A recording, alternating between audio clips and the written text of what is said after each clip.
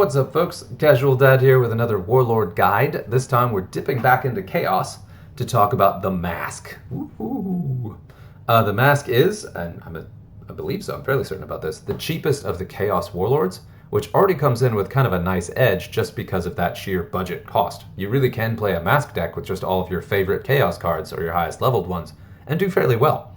Coming in at 21 points is again very cheap. Only has a melee attack, so that's definitely a weak point, but does start with Inspiring Presence and then does dip into Fear, which helps compensate for the very low health there.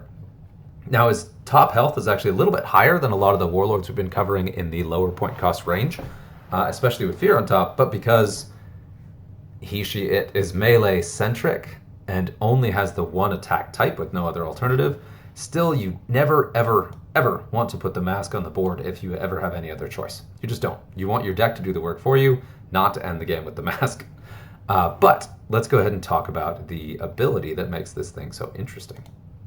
Quicksilver Swiftness. When friendly Chaos cards are above 50% wounds, they attack first when defending, which is awesome. Where that is a little bit tricky, so just to talk through that, that's any attack type. It just means that your cards will attack first as long as they're undamaged. And that wounds threshold you can actually top off. So regen cards, cards with shields, anything with Medicae, these are all ways to keep these cards hitting back and attacking first as long as possible. And if you have cards that hit hard enough and you line up your attack types correctly, then you can have your cards removing opposing cards before they even take damage, which is awesome.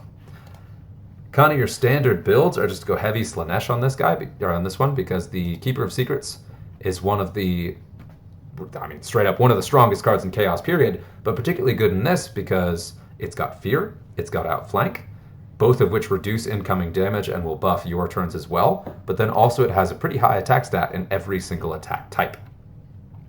Now, of course, this does make the Masque not great for newer players because you need high health pools, you need high-leveled cards.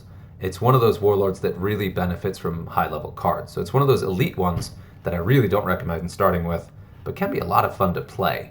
Again, just like some of my favorite Warlords have positioning advantages, they really benefit from careful strategic play, and that's one of the things that makes the game so interesting. So, let's see. And so just to round out the other cards I've got in here, I've filled this with Slanesh, the Chaos God Slanesh themed cards that also have all three attack types.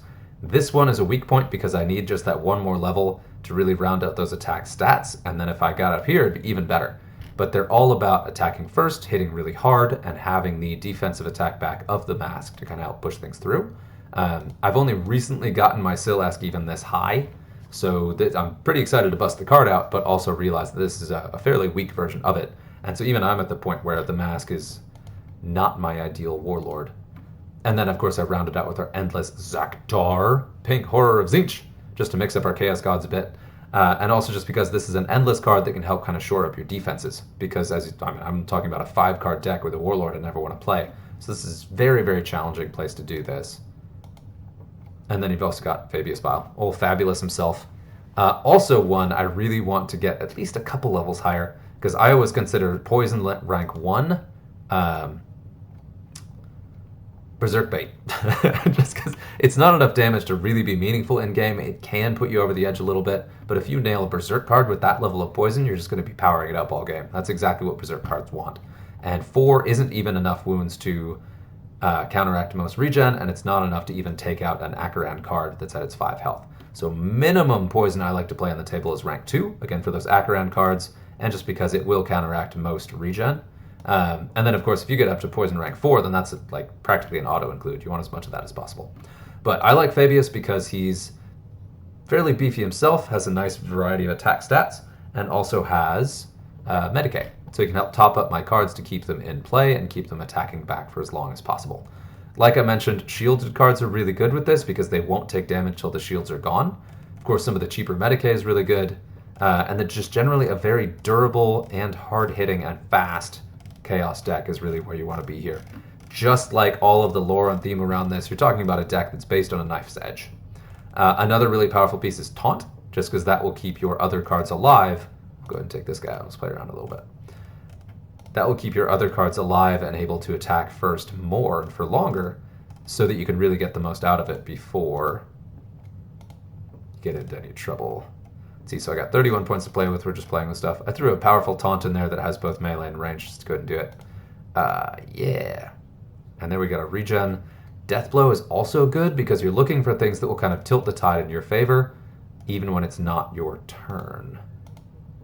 A good one too. So we're looking for both high health and high attack stats, hopefully in a variety of attack types. So you could do something like this guy. Really strong if you're up against a ranged deck. If you're up against a deck that doesn't want to hit you with your primary attack stat, the ability means basically nothing. You can still hit back and clear shields and such, but it still is not where you want to be. Let's go ahead and remove him. We're going. I mean, as much as I like Fabulous, let's go ahead and mix in with some of the more common cards. Lean a little taunt. I also don't want to make this too thick, though, because my primary card is that Keeper of Secrets. So we're going to go and look for a 30-point card to drop in here. Oh, so close. And we're going to go ahead and drop the Pink Horror, because it's actually not doing as much in this deck as it was. What do we have at 10? All right, let's see. This Death Blow would be awesome, but just too low level for 10. And this guy got a recent buff, so we'll go ahead and do this one. I would do this guy and maybe a cheap taunt if I had him higher level to where that Inspiring Presence was actually triggering. That would be great. This is kind of a fun period to look at Chaos because they just released some of the newer Chaos cards, especially the Fancy Cultists, into the main card pool. So go ahead and try it. We'll play it 2 games so you can see this in action and kind of see if I could play it all right. This is one where the biggest challenge is actually your deck building. So that is tricky. A lot of Warlords, the play is important, and that's still true with the Masque as well, but your deck building is really, really key here, and your matchups are very key as well. Ooh, melee. Perfect. So this is great. So we got Skulltaker, who is a challenge because he's going to do extra damage to your cards, which is a problem, but then who also does lean into my dominant attack stat. I've got a 10-point card and a Warlord who only have melee attacks, so going up against a melee deck is kind of a best-case scenario. And again, just to talk about it, the Masque's ability applies to base wounds. So if you do Medicae or Regen, that doesn't move the bar. So all you're doing is stacking more durability on your cards before they will lose their attack back option. Now I didn't play Taunt, which is kind of a mistake because that means Karn is going to smack me in the face, which is not great. But the good news, and you just saw my entire line attacked first because he did melee and I just went ahead and hit back. And because really my dominant card was going to kill the card outright, I went ahead and did a melee attack back. Had I been risking damage to my Keeper of Secrets, I probably would have gone Psychic or something else instead of melee, so that I'm not losing that threshold on it. And here again, you see my cards attack back first, and you saw me actually kill an opposing card before it even attacked. That's the beauty of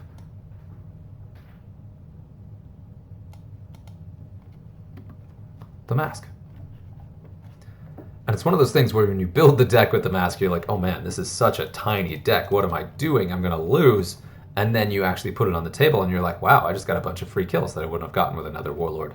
It really does supercharge the power of these cards, but unlike the previous Warlords we talked about, where a lot of the time they'll build up over the course of the game, the Masque will peter out. So you want to be really, really careful about where and when you deploy certain cards against what, so that you're getting the most out of it without... I'm going to save that taunt for the Masque just in case. Without losing your ability. In case we're shooting, yeah. Shooting or Psychic? Go ahead and do Psychic. So we charge up those melee hits. Still got it. Now watch, the thing I'm most concerned about is Skulltaker plays, does his Furious Charge, and that gives him enough hits to actually turn off the Masque ability, which you can always tell is active by that purple glow. It did not, which is good. Had that been a higher level Skulltaker, it would have. And now I've got this easily. Oh, and you can see that purple glow turned off because he's hit that threshold where my Possessed is no longer attacking first. So, oh well. But we'll go ahead and finish this out. Boom. Then we'll play one more, just to go ahead and see it. And so you can see the Masque in action a little bit more. Ta-da. It's a really interesting Warlord. I wanted to do this video, but it's one of the ones I'm least confident to do an introduction about, because I can't say that my Masque is the best leveled or that I'm all that successful with the Masque. I enjoy playing it, but not the first one I reach for if I want to win. But I like this deck I built. This is funny. This is actually performing much better than the one I had in there before, so yay, go me.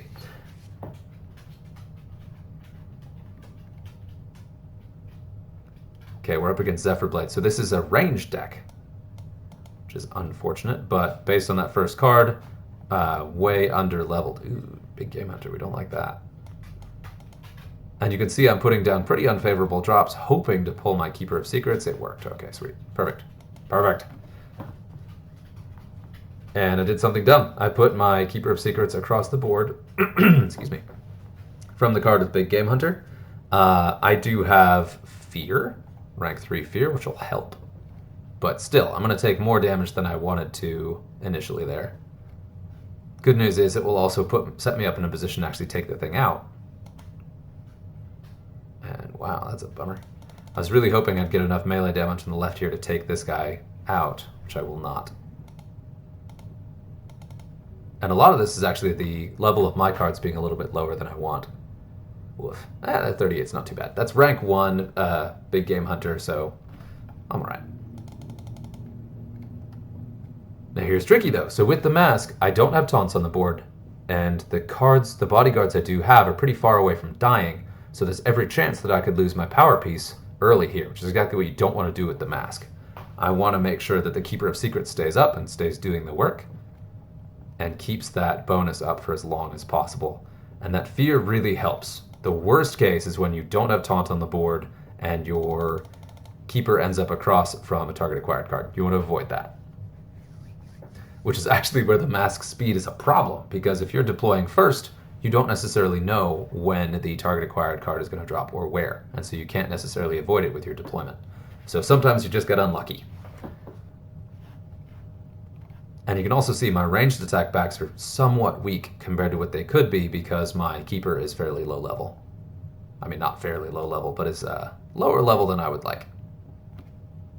But we should still comfortably win this because I'm way overrated than this guy.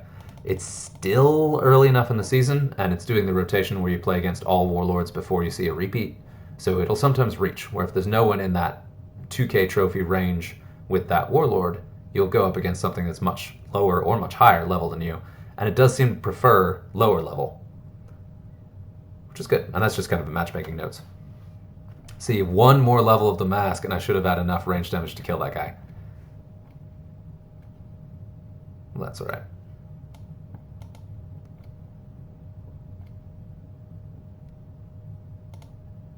.76, not going to be enough for lethal, but still.